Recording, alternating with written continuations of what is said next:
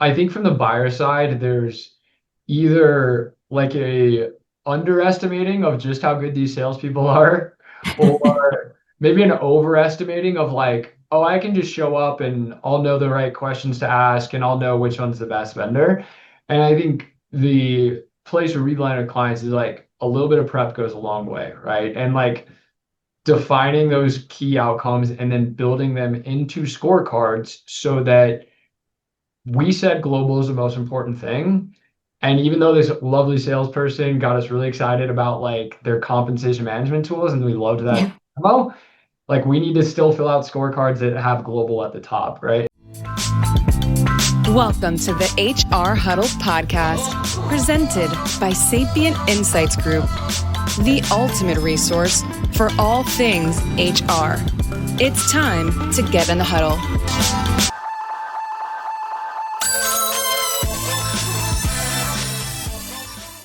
Hello, everyone. Welcome back to the HR Huddle. I'm your host, Teri Zipper. I'm the CEO and managing partner at Sapient Insights Group.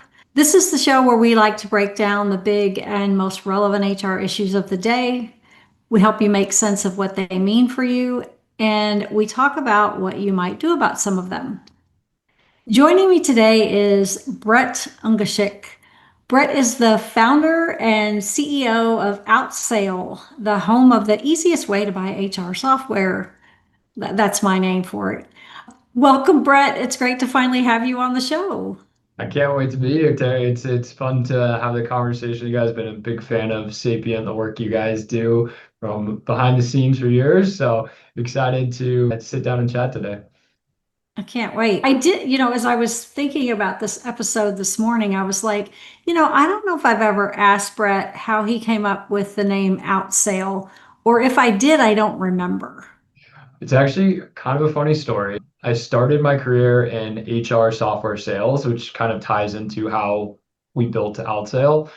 But when I decided to leave corporate America and try to start my own company, what I knew how to do best was sales development. And so I decided to start an outsourced sales development company, Outsail, and had a lot of these like companies out in Silicon Valley who just raised capital and were looking to grow as customers, and we do their business development for them. And I realized I absolutely hated that about 6 months in. Decided to pivot. We got into the brokering of HR technology that we do today, but we kept the name because we'd already made the logo and done all the filing, so we'll just keep it. Yeah, I like it. It's kind of cool, and you get that sort of Haitian feel when you read it, like the with the word sail in there. I'm like thinking about sailing away, which is probably something that we like to think about when we start thinking about buying software. It's like, It I was don't know if I want to do this. yeah, smooth sailing on the sea of HR tech is the pun that we'll throw out a lot. There you go. Yeah, so I think, I know everybody in this audience has probably at some point in their career wanted to know an easier way to buy software or select a vendor. Like, we've all done it, regardless of what side of the equation we've been on. So I thought what we would talk about today is, just that process and how it could be done better, and like what the influence of AI is going to be, and just whatever we think would be good for this audience to know about. Does that sound like a good plan to you? I'm looking forward to it. Yeah, we can go either here's the best way to do it, the optimistic way, or we could say here's all the problems and mistakes and challenges I see. Either one I think will be pretty illustrative. Yeah. All right, then let's get into the huddle. So early, it's funny, I started off in tech very early on in my career as well. Just kind of fell into it because I liked computers and somebody asked me to do something, and I was like always the first to volunteer. One of the things I did early on in my career was I led an implementation of an HRIS. I really had very little experience prior to that. I'd been part of an implementation once before, but I, had no idea what it took to acquire the right tools and just that whole process of actually picking a solution. And this was the full HRIS system, and it was a higher ed organization. And I took it over a couple of months into it. And so I had no idea what I was doing, but once I got my feet wet and like really started to run the process and, started, just kind of working with all the various teams, what I did know was that we had bought the wrong solution for this organization. Like that became clear to me very, very quickly. Like we were trying to do things that were for higher ed were never going to work. And it's funny because I went to my boss who was like the head of finance, and I was like, and here I am, like he knows I don't have a ton of experience in this, but I'm like trying to convince him that we need to cut bait and go. At the time, it was like we need to go buy PeopleSoft because this solution is never going to do what the university needs. And you know, they said, well, we've already spent, $1 million on this. And I'm like, yeah, but you could spend another $1 million and still not get Yeah. what you want. And so they didn't listen to me at the time. And I ended up leaving and going somewhere else. But about a year later, I think they finally made the switch. So they probably did spend another $1 million in the meantime, and then ended up switching to PeopleSoft. So it is sort of an interesting thing. And part of what that decision you're making to pick a vendor, right, is going to have major implications on what it takes to bring that thing in house, right? Oh yeah. I mean, even though we are exclusively focused on selections, I still believe in my core that like implementation is the most important part, right? Like that's the thing you've got to do well. But I think in your example, it's like I could do as well as I want in an implementation. If it's the wrong system, it's never going to be Yeah. we need it to. So I think that the two have to go hand in hand.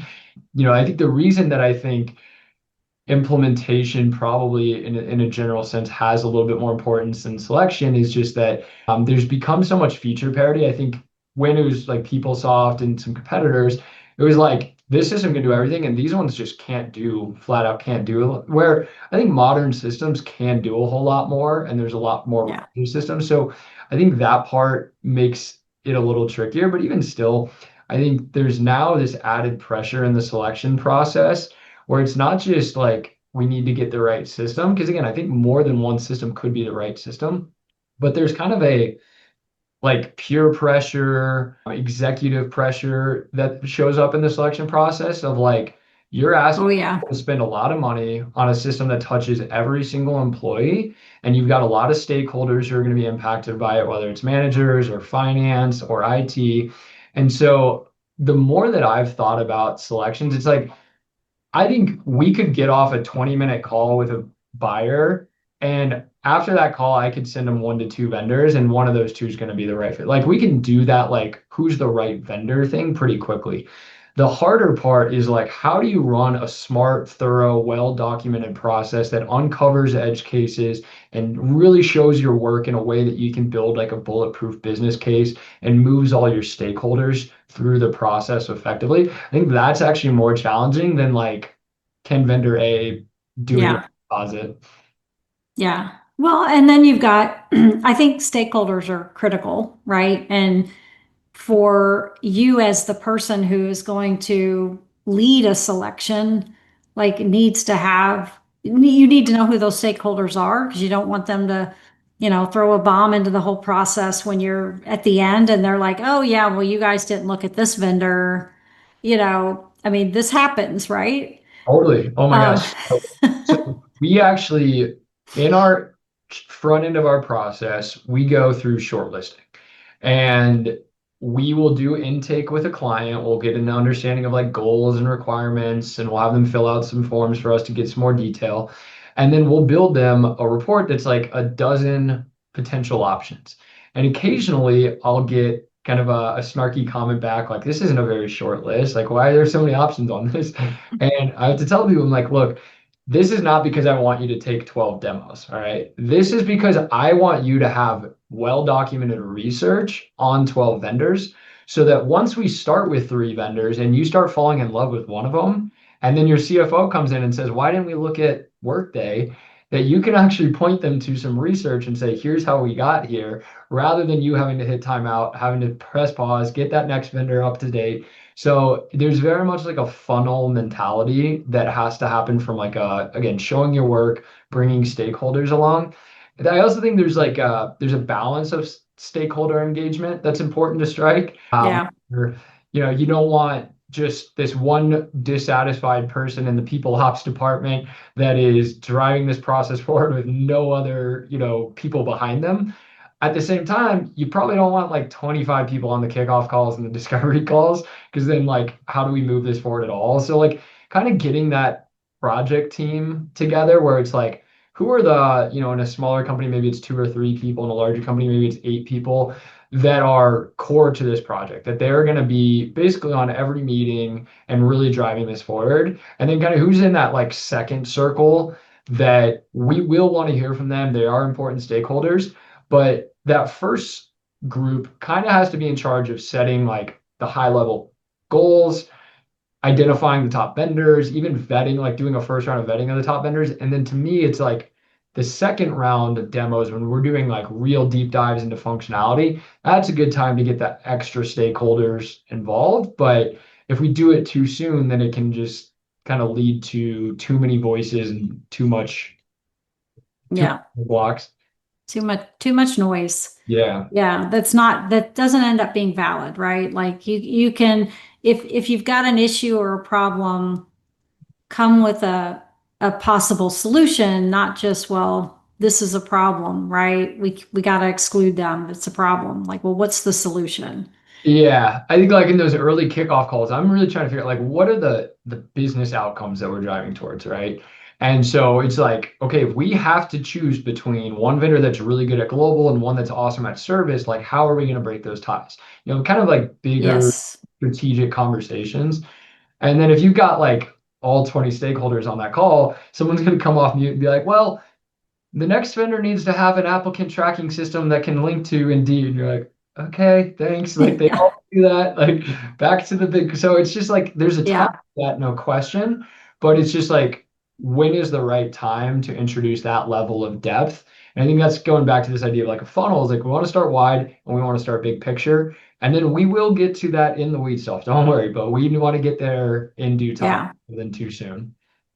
Yeah, I mean, there's nothing wrong with starting to look at, at the top of the funnel, starting to look at vendors because some organizations are either new and they haven't really had solutions to do some of these things, or they've had piecemeal, or they've had a solution forever and they don't even know what's possible yet, right? So Yep. starting to look at some of those things to help you start to build your requirements, like what are the knockout criteria, what are the things that if it doesn't have this, like we can go ahead and scratch them off the list because this is critical to our business process or whatever else. But I find that the requirements piece is one of the hardest pieces. It's probably at least from my perspective, and maybe you have a different one, it's probably the one of the most skipped things because it's hard, right? Yep. Like trying to get people to write, document what it is they need from this solution from an outcome perspective rather than just from like, I needed to be able to check this box, right? It's bigger than that. Yeah, so my feeling on it is there's like 80% of requirements and features that are kind of irrelevant because there's so much feature parity out there, right? Like it's Yeah. like when I see a requirements list and it's like needs to have a mobile app, needs to do direct deposits, it's just like we can send this to 20 vendors and we're gonna get all check yeses back, right? And so it's like those to me are kind of a waste of time. And what I want to know is like what's the 20% that's really unique, complex edge cases, and let's get like super specific on those things. Yeah. Those are going to be the things that show us a really differentiator when we get into the demos. So in the intake process, I think we're doing a lot of the like key criteria, outcome focused conversation. Again, it's like, is it service or global? Is it integration? Yeah. So we go into hub and spoke? Are we trying for all in one? Just kind of like what aisle of the shopping of the supermarket are we shopping on? And then within that, kind of nested underneath that, it's like, okay, let's then carve out like the 20% that makes you guys really unique and really complex. and try to unpack that some more. And if we know, like, here's kind of the overarching goals, here's the things that make us unique, then I think we can put those two pieces together and say, okay, this is probably the right group of vendors to talk to. These are the right questions to ask them. These are the right scenarios to have them demo. Yeah. Yeah. And I mean, the demos are the fun part, right? But I also see that as one of the biggest challenges because that's where, as you said it a minute ago, people fall in love with something, Yep. right? And Yep. so, probably, at least from my perspective, one of the most overused things we rely on is the demo or the demoer, right? Like, I Yep. used to, like, I've been on every side of this equation. And in my early days, I sold software. So I was the person demoing, and it was the greatest thing since sliced bread, right? Like, this does everything. And I had a great demo system, and it could manage every case, right? Every question. But we do tend to rely on, at least, especially when we get feedback from the group, like everybody, it's look and feel, but it's also the demoer's ability to respond to the questions and show you what you want to see. Even if the other systems could do the same thing, the dog and pony show is pretty influential in the process. It is. And I think from the buyer side, there's either like a underestimating of just how good these salespeople are, or maybe an overestimating of like, oh, I can just show up and I'll know the right questions to ask and I'll know which one's the best vendor. And I think the place where we land with clients is like a little bit of prep goes a long way, right? And like defining those key outcomes and then building them into scorecards so that we said global is the most important thing. And even though this lovely salesperson got us really excited about like their compensation management tools and we loved that Yeah. demo, like we need to still fill out scorecards that have global at the top, right? And then another thing that I think has become more and more common is like prescriptive demo agendas where we're going to the group of vendors and saying, here are the main topics that they want to see you do, and this is roughly the order that we want to see it done in.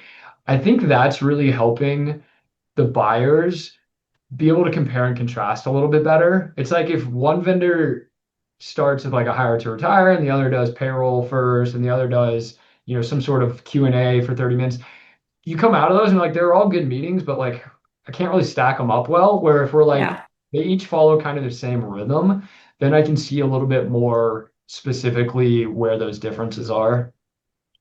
Yeah, I think that's crucial. Like, I always put together, like, here's the way we want you to go through this, Yeah. whether it's the RFP or some kind of response, a written response, or the actual demo.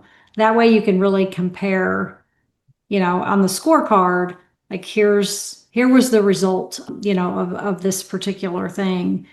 I do think some of the other things that are not as easy to portray in the demo, but become very critical to the process is like, service and support. Like, how am I going to get a call back, or am I going to get an answer when I need it or when I have a big problem? Right. Yeah.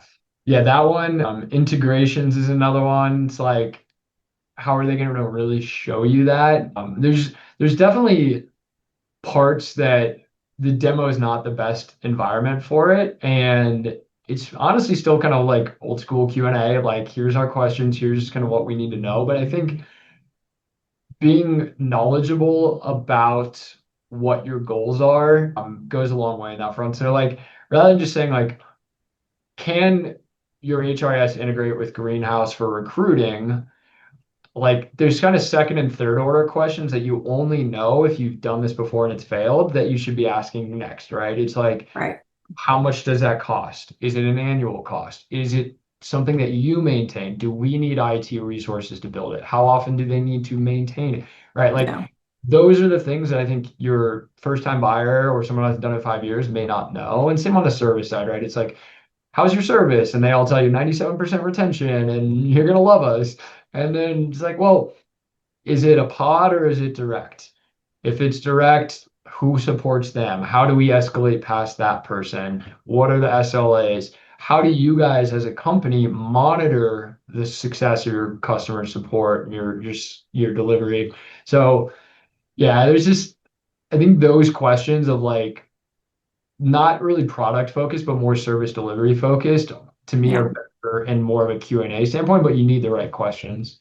Yeah. Well, and that's where references become very important. And I know it's easy. That's another step that I see people skip, right? They're like, well, they gave me references, so they'll probably be good, right? Like I don't have time to call all these people.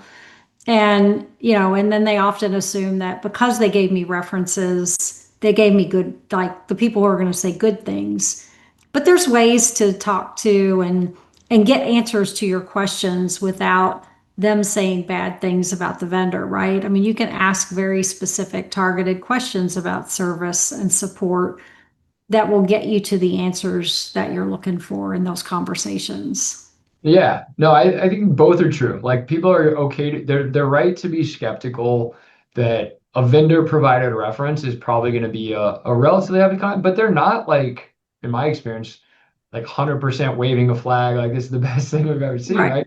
They're usually, yeah, most of it's good, it's better than what we had. Here are the problems we ran into. So I've always thought the references, and it's something that like we want to make more a part of our core offering is like, can we help match people to not the vendor provided references, but people within our network? Because I think that what the salesperson says in the sales process is worth not a whole lot. Like what we as like an independent advisor can say is worth a little bit more. But the real gold is what does your peer say? What is someone who left your exact same system today, went to this one that you're considering going to in your industry at your size? What do they say about the experience? Because that is worth its weight in gold. Yeah.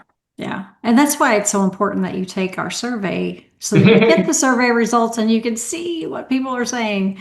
Yeah, that voice of the customer is really critical. And even if you don't have our report or you're not looking at some of the data on your all's website, you can get to some of these vendors' customer sites or at least get to some customer data online. And it's just like Amazon, right? Like, you look at the reviews, you take them with a grain of salt based on the things that are going to be issues for your culture and your company, right? There's always going to be negatives and positives, but what are the ones that stick out for you? Like if you think about your business objectives and the things you're trying to accomplish.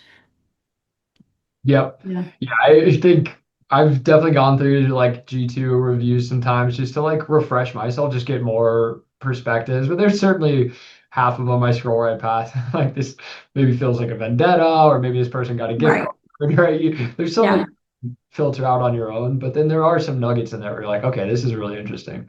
Yeah. There was one once that was like, I didn't like the colors and they wouldn't let me change them. And I was like, okay, you know, that's Yeah. that. I guess that's a user experience. Like user experience is kind of subjective. That's always been an interesting thing to me. So having run some evaluations and vendor selections, been on that side of the equation, it's always interesting to see the different experiences. Like everybody sort of sees the demo from a slightly different perspective. And sometimes it's a knockout of the park, like, oh yeah, everybody went with vendor number one. But oftentimes it's like you've got a mix of, a couple people liked vendor number one the best in terms of the look and feel and that whole experience. And then others liked number two and somebody liked number three. And you're like, how is that possible? I sat through those demos myself, but Yeah. they do. I mean, it's all subjective. It totally is. And I think what we've found, there's certainly cases where we have clients that are unique enough or complex enough where there's only three or four options that can confidently do what they need. And that's honestly a little bit easier. It's like, hey, these are your options. Let's probably Yeah. start here. The more tricky part is when mid-market company, not overly complex in their requirements and their use cases, not overly like preferential in what they're looking for. And it's like, okay, well, there's a lot of different options out there that could conceivably meet your needs. So I think what we'll have to do is some of this like personality matching. It's almost like dating profile. It's like, if I'm talking to a tech company in New York City, then I've seen enough of these to know that like certain vendors and their style and their UI just aren't gonna land. and others are going to be a little bit more of that like crisp kind of user experience and kind of modern desk employee forward type experience. And so those are probably the ones I'm going to nudge you towards because again, I've just seen enough of these to know like your personality is probably going to map onto this personality a little bit better Yeah. versus we got like a nonprofit in, Colorado where I am that, service is the number one thing and all their other systems are, 15 years old. And they're going to say, give me the one, I don't really care what the look and feel is as long as it passes a certain threshold. Give me the one that knows my name, picks up the phone every time I call and is really pleasant. So it's like, Yeah. those are kind of the fun ones because I'm like, there's no algorithm for this. This is just kind of a little personality test. Yeah, but no, I mean, that's good because having, to me, having a partner like that who can help you overcome some of those hurdles, because there are going to be times in which it's the criteria in which you end up making the final decision is, again, it's subjective at the end of the day. Like the answers are very close and you could almost go either way. Like what's the trigger? Yeah, I think we'll have those conversations sometimes. Like they're borderline therapy calls when someone's 90% of the way through a selection and they're about to make this big decision. There's just pressure on it, and they just want to like kind of just kind of come to us and tell us what they're feeling like their thoughts and am I making a good decision and get some validation. And in most cases, what I'll tell people is if you had to today pick the worst of your three options or the worst of your two options, they're still better than what you've got today. Like usually that's the case. Like they're on something Yeah. that's completely outgrown or the service broke, whatever. And I'm like, so don't feel too much pressure about getting it right. Like you've already done the thorough evaluation. You've documented yourself. You've made this a very smart evaluation. And the final decision is a little bit, like you said, it's subjective. It's a little eye of the beholder. It's a little bit go with your gut. Yeah. And I think if you've done a good process with the right set of vendors, that you can be a little less rational and a little bit more just instinctive at that process because no matter what place you land, you've checked all the major boxes and you know it's going to be a sound choice. Yeah. Do you guys get a lot Well, of questions about pricing when you're working with clients? Is that something where they're like, it's right at the front of their process, they want to know the quotes, or do you see people struggle with kind of understanding like how to even make sense of the quotes? yeah, I do. That was actually the thing that was going around in my head too right now was the other challenge, I think, is this whole concept of total cost of ownership, right? Because just getting a price, and a lot of times the prices are by head and they're by SKU, and I mean, frankly, as a customer trying to buy something, I don't even, the word SKU, what does that even mean? Like, why do I have to know this word, right? I just want to buy technology and I need it to do these things. And now I've got like all of this, well, if you want this SKU, it's this price per person. And if you want this SKU, and you're going to need this SKU if you're doing this, right? It's like, so it gets really hairy. And yeah, like trying to figure out how to get to the total cost of ownership, it has been, the biggest challenge for people because Yeah, they can add up hey, it's going to cost, $27 a person per month to have all these features and functionality, but I didn't factor in, other things or changes or integrations, right? So that's one of the things that, when we do this kind of analysis, you really have to get in behind the scenes and understand what are the other things I'm going to have to pay for, yeah, right? yeah. There's like I think two parts to the pricing conversation. Like one is I see a lot of folks challenged with the front end, which is just how do I make sense of these like three different proposals I just got? And it's just vendor A is per paycheck pricing, all in one. Vendor B is line item, line item, line item per month. Vendor Yeah. C used a completely different head count than everyone else. And so they don't even know Yeah. first how to like standardize, like how do we truly know if we're even seeing apples to apples? That's something we'll take clients through is step one, let's normalize these to same head count, same feature set, same set of integrations, and clean all that up. So we're doing a true apples to apples comparison. I think one thing that I see gets missed a lot is buyers getting spooked by like the highest price. In my experience, if you love a vendor, they're gonna match or get pretty darn close to the other competitors to try Yeah. to like none of them are doing so well that they're just gonna walk away from a great customer who wants to buy their services because of a 10% difference. And so, I think more important to me on the front end than like which one's the highest, which one's the lowest, because like we can get them all towards the middle, is more have they covered all the things that you told them they need to? Is it all really in writing? Like I'll see quotes. This happened just yesterday where it's like they went through a demo, they expressed the need for a 401k integration. The 401k integration was in the sales collateral from the vendor. So they just assumed that it was in the proposal. I read through it, was like, it's not in here. And so they had to go get it back. And it's just like one of those things, it's like that's frustrating to find out after you signed a contract. Maybe they charge you for it. You thought it was already Yeah. there. So there's just a lot of like kind of subtle cleaning up that needs to happen. But then once that's happened, then I think part two is what you're talking about is like that total cost of ownership, which is like, okay, we've got a pretty good estimate now of like annual software fees, implementation, but what are the hidden fees, whether that's, additional staff we're going to need for this or additional consulting we're going to need for this, or like you said, like custom integrations or Hmm. service levels.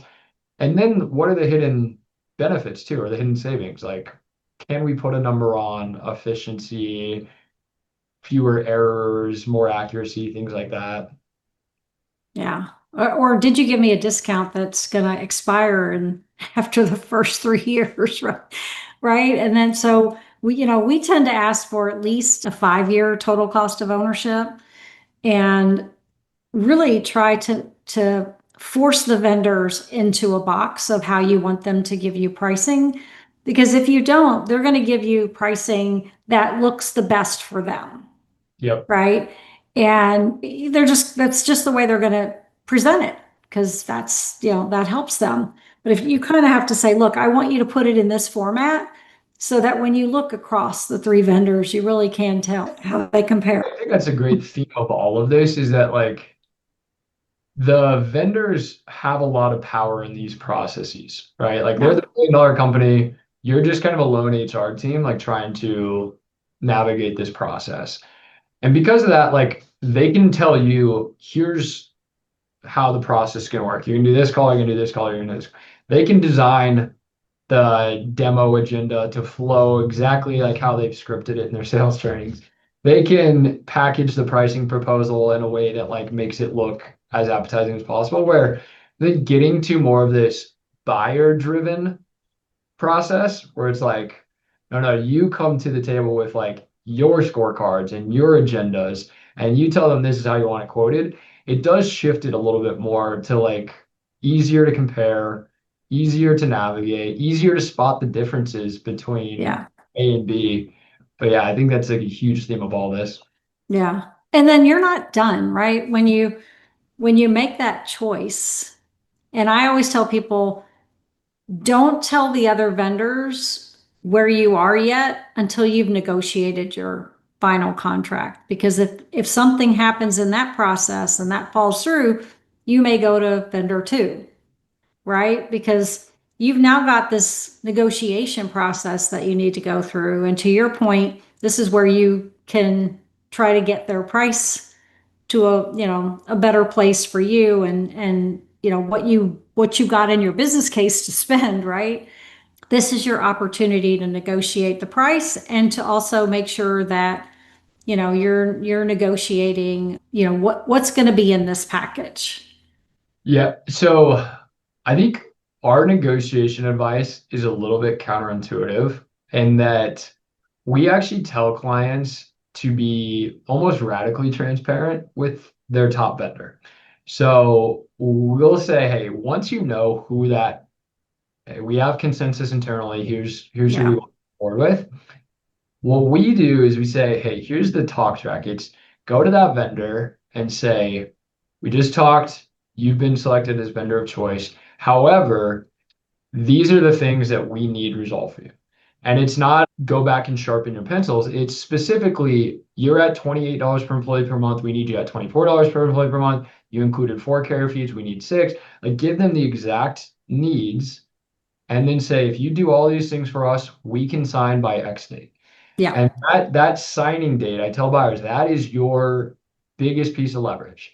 And the reason we'll take this approach is I think when we in the past were a little bit more guarded, a little bit more like kind of combative in that process, the vendor doesn't know if you're actually serious about them or if you're using them as leverage for someone else. And so there's Yeah. a little bit of fear and hesitancy where when you're really open and collaborative, you're like, hey, this is yours to lose. This is what you need to do for us. It works like gold. And usually that sales rep is not the one that can go in and make those pricing. They have to go sell it internally and get approval.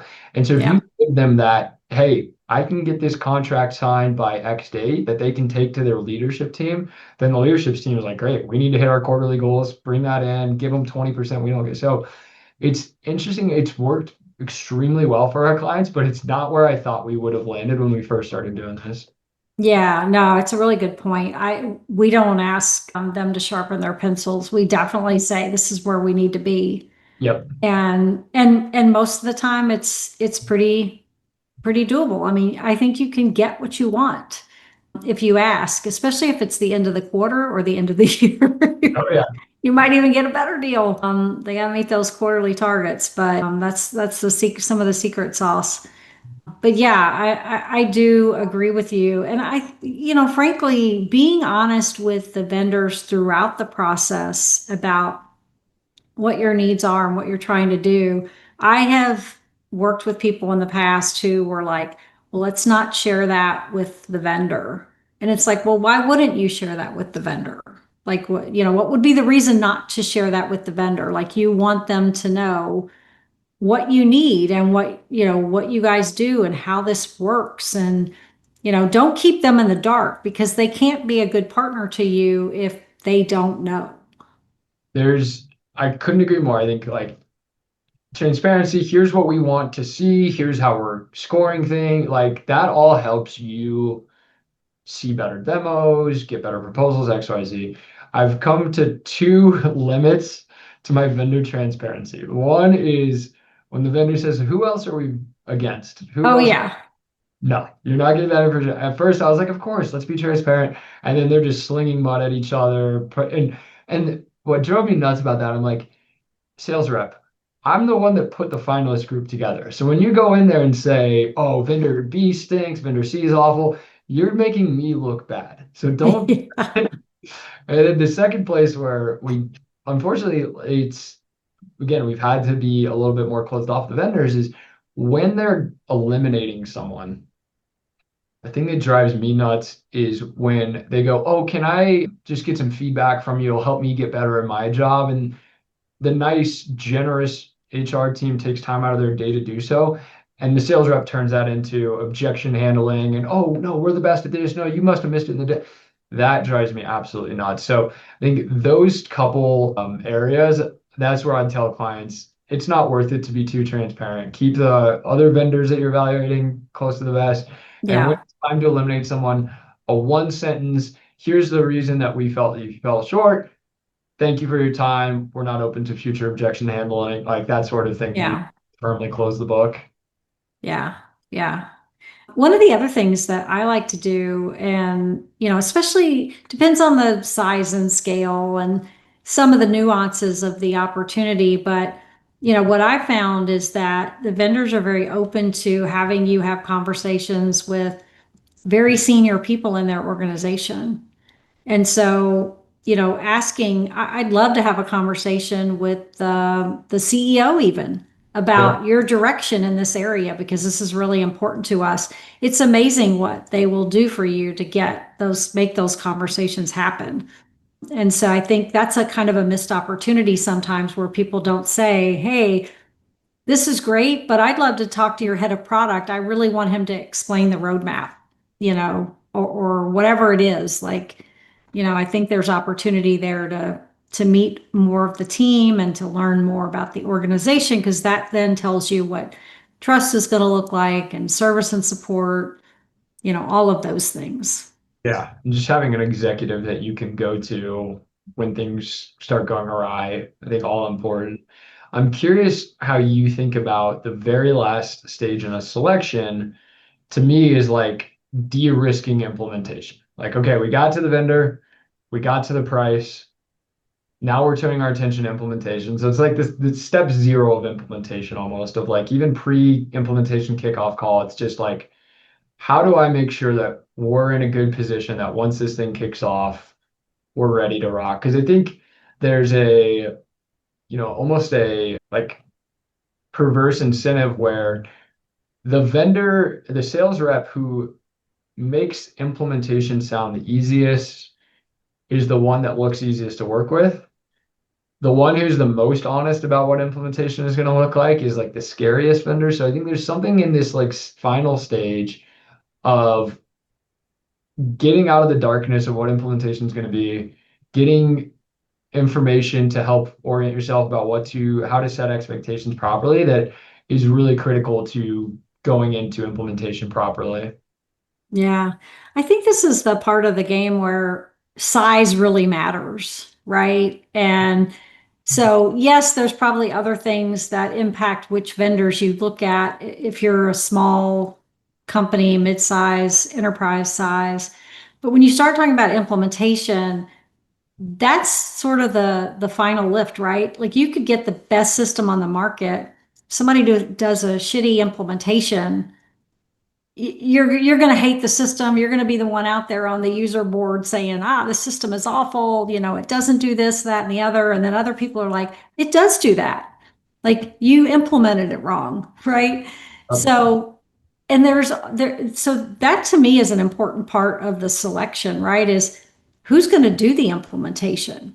Yep. Does the vendor do it? Which they've kind of swung that pendulum back a little bit now, and for a while there, that majority of that work was outsourced to partners who focused on that particular vendor. Now, some of the vendors have brought some of that back in-house. So there's, the vendor doing the implementation versus a third party doing the implementation versus you trying to do it yourself, which is, I don't advise you to ever try to do that, right? Like you will not get out of the solution what you want if you try to do it yourself. And you've got your day job. So, let them do the implementation. But it is an important point, and you've got to be heavily involved. And this is, I think, another miss that I see in a lot of organizations is because they don't know how to do it, they want to take a little bit of a hands-off approach. And you can't. I mean, you've got to be engaged. You've got to be making sure that you're giving whoever's doing that implementation the information they need to configure it the way that it's going to work best for you.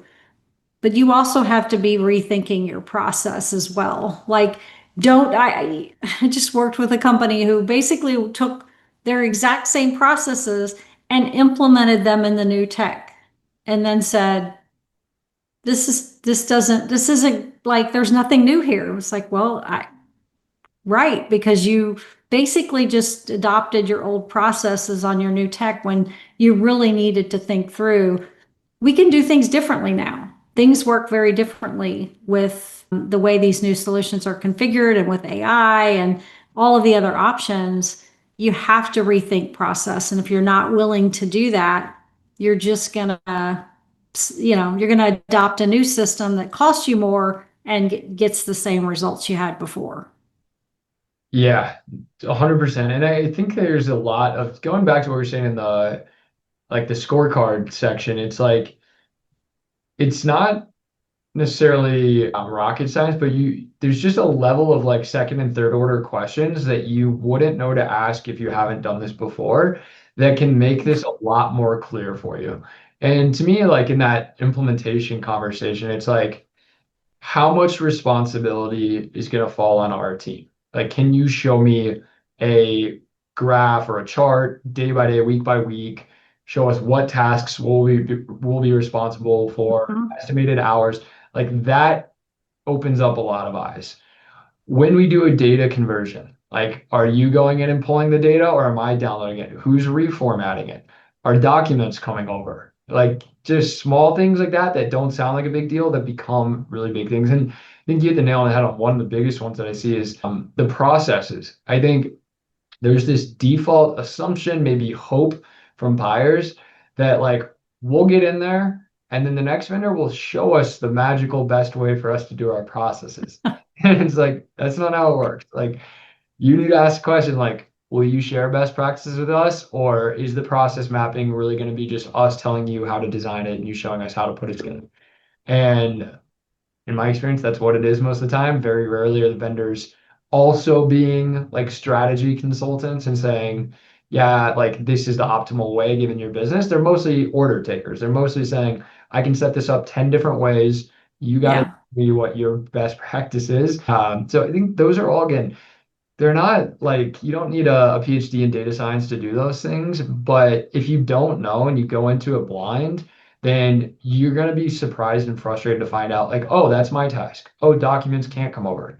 I have to be the one to map the process. Like all that stuff just is not fun to learn about. And I think again, Yeah. the salesperson who wants to win the deal the most is going to gloss over that the most. And so you need to be proactive as the buyer to be like, unpack this more for me. Yeah. Yeah. So true. Well, we could probably do another hour on this topic, to be honest. You could probably talk all day about some of the fun stories that we've experienced ourselves going through this, but we are gonna we're gonna move on from there. I think if I think about the summary of this, start big, right? Cast kind of a wide net, and there's lots of resources out there that can help you sort of get that first pass of who to start looking at, and then start to narrow that down through your business objectives, your business outcomes. There are great services out there. We've got data. Brett's got data. Brett's team actually can support you to go through this process at a high level and get to who are the vendors that are going to probably be the most likely to be able to support us in this process. And then, don't forget about your stakeholders, right? Don't forget about your requirements. Don't forget about your use cases, your edge cases, the things that are going to make or break the deal, right? Where you've got negotiating power in this process, and be open and honest with the vendors, because that's the best way for them to support you, is if they really understand your business. That to me is just, it's critical. Yeah. And I would add an exclamation point of just like taking ownership of the process rather than kind of being a passive participant is a big differentiator. It's like, I'm going to be the one to like really define our requirements. I'm going to be the one that's going to tell the vendors, here's what we need to see from you. Now, I'm going to be the one to really unpack like what they mean by integration and who supports that, or what the implementation team that we're assigned looks like and how much. So I think like doing those little steps, it sounds like extra work and it is extra work compared to just like, I'm going to passively show up at the demos and see what I see and kind of go from there. It is more work, but it's such a time saving in the long run because there's way fewer surprises. You get to the right option, you get to the right price, you have an implementation that doesn't have as many surprises, and ultimately you don't get through implementation already ready to fire the vendor that you've only been months in. I had one deal where I spent probably 9 months working on this deal, and we got all the way to the end. They picked the vendor, everything was good to go, and then the whole project got canceled, and they never moved forward, which was just unfortunate because these can be big, Yeah, long, intensive projects, especially if you're a large organization, a global organization. There's a lot of stakeholders. So, just plan for the worst, right? Because those challenges are going to come at you in this kind of a project. It's just, there's no question. yeah. Yeah. Another reason to be very documented because then you can come back to it later and Then you have it later when you restart this thing. yeah. Yeah. Well, this has been great. We have just finished. We just closed the survey, so the results of the voice of the customer are going to be coming out soon by the time that you hear this podcast. I also want to remind people to be sure and listen to Stacy and Cliff next week as they spill some tea on HR tech. Brett, I want to thank you for joining me today. This has been a great conversation. Where can people find you online and on social? Yeah, I think the easiest way would be on our website, Outsail,